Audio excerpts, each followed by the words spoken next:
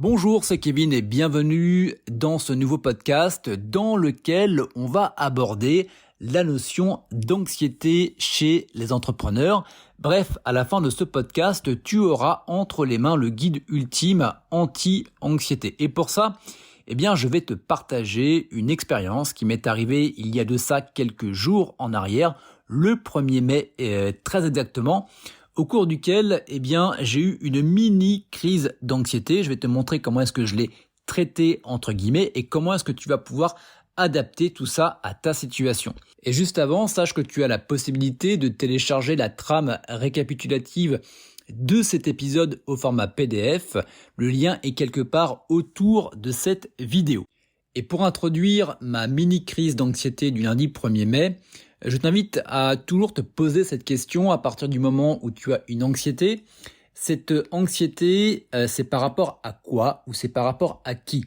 Parce qu'à partir du moment où tu arrives à identifier l'anxiété et du moins la cause de l'anxiété, ça va être beaucoup plus facile de la traiter entre guillemets.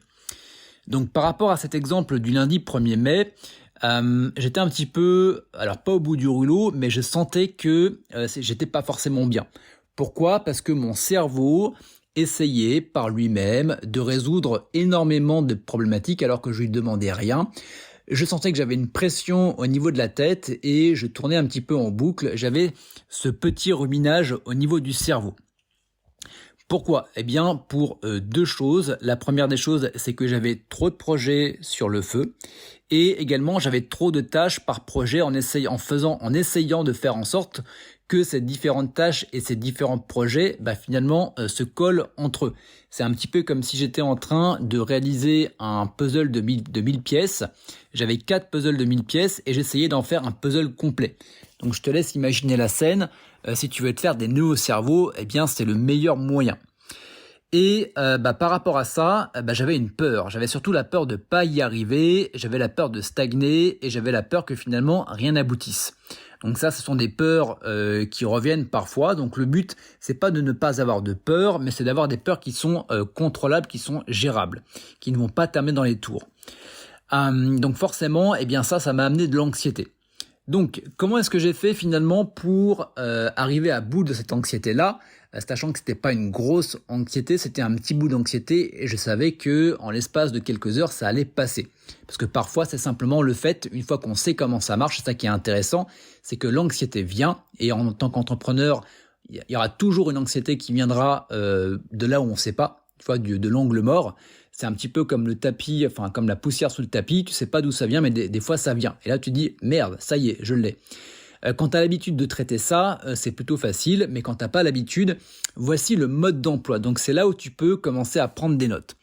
Donc à savoir qu'une anxiété, il y a deux manières de la traiter. Il y a l'anxiété qui va être légère et tu as l'anxiété qui va être forte. On va partir du principe que ton anxiété, elle est forte. Donc si elle est forte, c'est forcément qu'il y a une partie inconsciente. Et ça nous ramène à la peur. Et généralement, quand tu es anxieux par rapport à une situation, c'est qu'il y a généralement une peur derrière. Donc ce que je t'invite, c'est simplement à te poser tranquillement.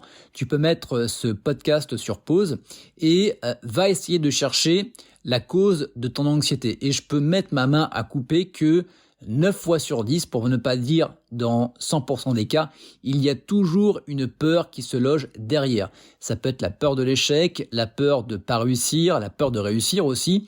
Ça peut être la peur d'être jugé, la peur de passer pour, etc., etc. Donc, va me mettre le doigt dessus.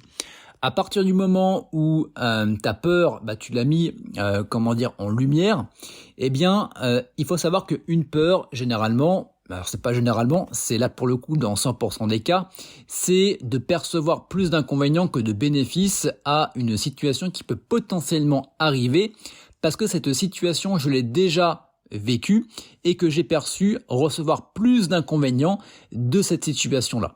Donc je te laisse mettre sur pause, de relire éventuellement et de réécouter cette phrase-là, parce que tout est dit dans cette phrase-là. Et à partir du moment où tu as bien compris ça, tu as simplement, entre guillemets, besoin de rééquilibrer tes perceptions. Et à partir du moment où tu rééquilibres tes perceptions, automatiquement, la peur diminue. Le but est de la faire passer de peut-être 8, 9, 10 à 0. Et tu vas voir qu'avec un travail de rééquilibrage des perceptions, en l'espace d'1 heure à 2 heures grand maximum, c'est parfaitement possible. Donc ça, c'est la première des choses. À partir du moment au niveau de l'inconscient, ça a été réglé, eh bien, on va maintenant pouvoir passer du côté du conscient. Donc, comment est-ce que je me suis pris ? Eh bien, tu vas pas me croire, mais c'est exactement ce que j'ai fait parce que je me connais et parce que je sais exactement comment faire diminuer mon anxiété. Généralement, c'est en la laissant passer. Eh bien, ce que j'ai fait, j'ai pris mes 2 jambes et je suis allé marcher. Je suis allé marcher jusqu'au moment où mon cerveau a décidé de lâcher. Donc, c'est un petit peu de la méditation consciente, si on peut dire. Mais le but, c'est, dans tous les cas, ça n'aurait jamais résolu le problème de rester devant mon écran et essayer de résoudre le problème. Donc ce que j'ai fait, j'ai changé de contexte, j'ai changé d'environnement et je me suis mis également en action. Parce qu'à partir du moment où tu te mets en action, eh bien ton attention qui était sur le problème va commencer à se mettre déjà sur le nouvel environnement, mais également sur le mouvement que tu es en train de faire. Donc ça m'a duré quand même à peu près 1 heure, 1 heure et demie. J'aurais pu tout simplement me mettre dans un bain froid ou sous une douche froide où j'aurais pu faire une respiration Wim Hof et je sais que automatiquement ça aura fait baisser voire disparaître également mon anxiété. Et à partir de ce moment-là, et ça c'est propre à ma situation, je sais que à partir de ce moment-là, c'est que j'ai beaucoup trop travaillé et que mon cerveau a simplement d'être vidé. Et comment est-ce qu'on fait pour vider son cerveau ? Eh bien, tu branches la Nintendo Switch et tu te fais une partie de Mario Kart pendant 2 heures avec ta chérie. Et je peux te garantir que après ces 2 heures de Mario Kart où finalement je me suis amusé, où j'ai coupé finalement le côté business, eh bien je peux te garantir que déjà l'anxiété elle était anéantie. En plus de ça, mon cerveau a pu packager et compiler l'ensemble des informations pour lesquelles j'ai travaillé pendant plusieurs jours, ce qui m'a permis finalement le lendemain de me réveiller en ayant déjà plus d'anxiété pour le coup, et également une clarté d'esprit, une créativité qui a fait que j'ai pu résoudre mes problèmes en quelques clics seulement. Donc ça, c'est hyper important et ça, je le conseille également à mes clients quand t'en peux plus. Quand t'en peux plus, c'est simple, tu arrêtes, tu vas prendre tes clics et tes claques, tu te barres, tu vas faire un tour dans la forêt, tu vas faire un tour quelque part parce que ça ne sert absolument à rien de rester devant ton écran, de rester dans ton entreprise à essayer de résoudre le problème parce que le problème, tu ne pourras pas le résoudre au niveau d'énergie et au niveau de conscience dans lequel tu es. Tu es obligé de changer d'état. Et donc pour ça, il faut passer du mode bêta. Donc le mode bêta, c'est le moment où ton activité neuroélectrique elle est assez forte, au mode alpha. Et à partir du moment où tu tombes dans le mode alpha, ce qui va se passer, tout simplement, tu vas gagner en créativité, tu vas pouvoir trouver des solutions au-delà que de ton système de fonctionnement actuel. Bref, tu vas plus être en vase clos et tu vas choper des idées comme ça. Donc c'est ce qu'on appelle forcément la créativité. Donc ça, c'était mon cas. Par rapport à ton cas, pour lutter contre l'anxiété, il y a finalement 3 choses. Les 3 choses, c'est généralement l'anxiété, c'est quand on voit au court terme. Donc ce que je t'invite à faire, c'est de simplement faire un dézoom et de te reconnecter finalement à où tu veux aller. Donc généralement ton objectif, ta vision, ta mission, en quoi finalement ça va te permettre d'aller là où tu veux. Et de voir beaucoup plus long terme. Et tu vas voir qu'à partir du moment où on est sur le long terme, forcément on n'est plus dans la pression du court terme, ce qui va permettre de relativiser, de prendre beaucoup plus le temps et de faire diminuer la pression et l'anxiété également. Ensuite, la deuxième des choses, le deuxième conseil que je peux te donner, c'est la simplicité versus la complexité. Généralement, et ça c'est propre, c'est un biais cognitif, on essaye de complexifier beaucoup notre manière de travailler, notre organisation, notre business, parce que ça rassure et parce que ça nous occupe.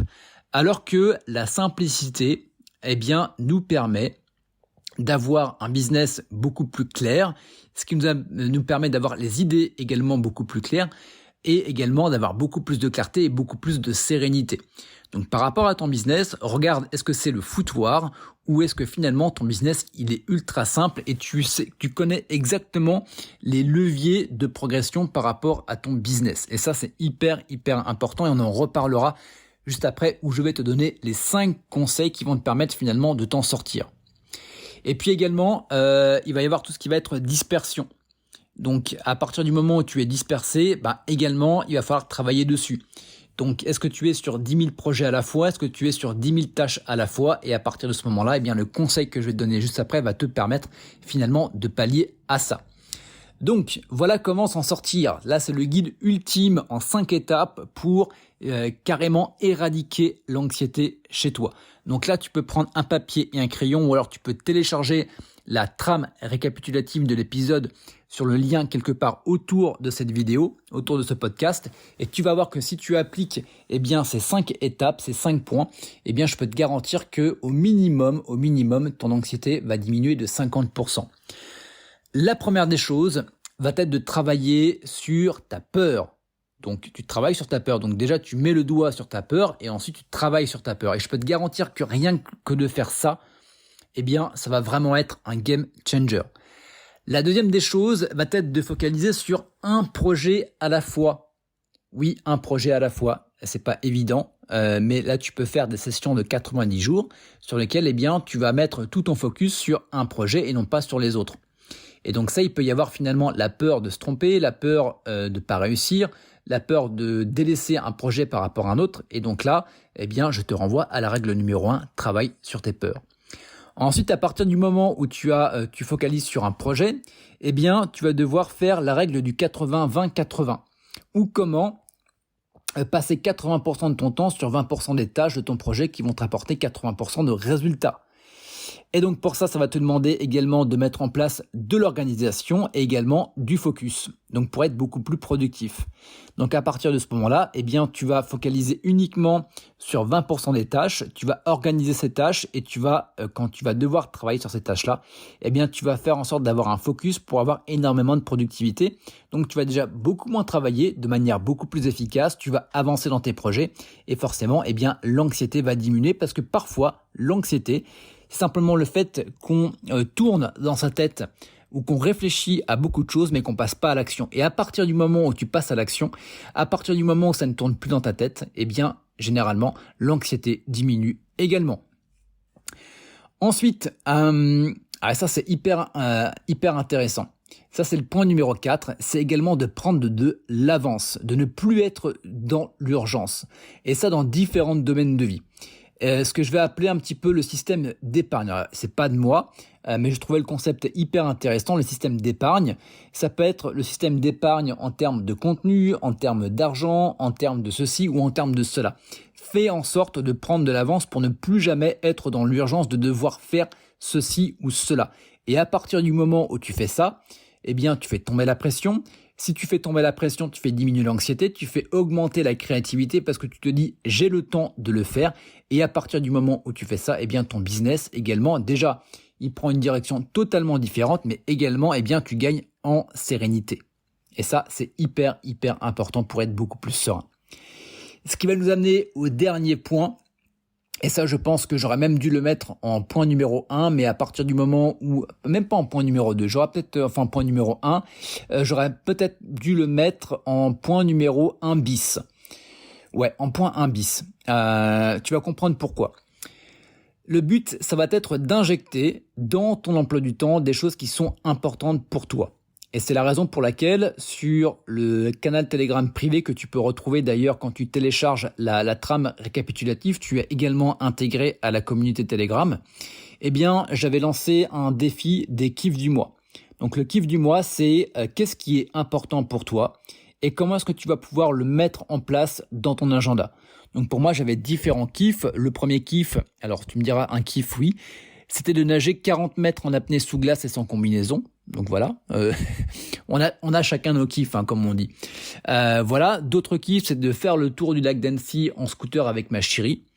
Un autre kiff, ça va être de partir en voyage en Roumanie. Voilà. Et je me dis, le but, c'est de réaliser au minimum un kiff par mois. Et ça, je me le prévois dans mon agenda et je sais qu'à la fin de l'année, dans tous les cas, j'aurai fait mes 12 kiffs.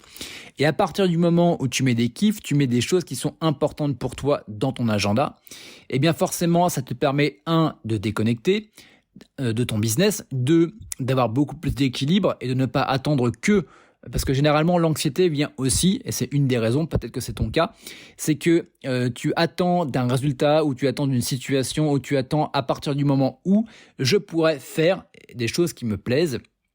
Et le problème, c'est que tout ne se passe jamais comme prévu en tant qu'entrepreneur. Il y a beaucoup de conditions extérieures. C'est un petit peu comme les travaux d'une maison. Tu pensais que fin juin, tu allais être dans ton appartement ou ta maison. Et puis finalement, ce sera que début septembre, voire fin octobre, dans le pire des cas. Donc forcément, quand tu fais dépendre de faire ce que tu aimes en rapport avec les résultats de ton business ou d'autres facteurs externes, eh bien forcément, c'est la meilleure manière de pas en profiter. Si tu n'en profites pas, tu vas être anxieux du fait de ne pas en profiter, tu vas stresser. Bref, la boucle est bouclée. Donc à partir du moment où tu fais ça, ça va être beaucoup plus simple pour toi de pouvoir en profiter, d'avoir une vie équilibrée et également de gagner en sérénité parce que je le rappelle, l'inverse d'anxieux, stressé, pas bien, etc. Eh bien, c'est quand même d'avoir une certaine sérénité, un certain apaisement et une certaine confiance en soi. Bref, voilà, tout est dit. Voilà. On arrive sur la fin de ce podcast. J'espère vraiment que tous ces points vont vraiment t'aider à faire diminuer cette anxiété. Si tu veux aller plus loin, je te le rappelle, tu as la trame PDF récapitulative. Tu as également le canal Telegram privé pour rejoindre la communauté. Et puis également, dernière chose, si tu veux aller beaucoup plus loin, si tu veux faire un point sur ta situation, tu verras dans la description, tu as plusieurs liens et tu as également un lien pour prendre rendez-vous avec moi. Le but, il est simple, c'est on passe 45 minutes ensemble.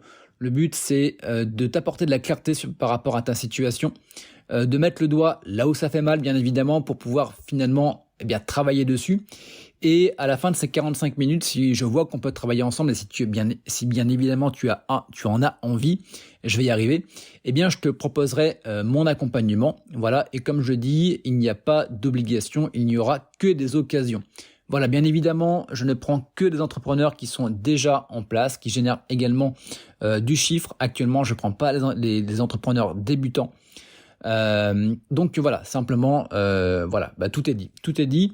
Tu as tout entre les mains. J'espère vraiment et sincèrement que tout ça va te permettre d'avancer et de faire diminuer ton stress, ton anxiété et ton angoisse. Et je te dis à très vite pour un nouveau podcast.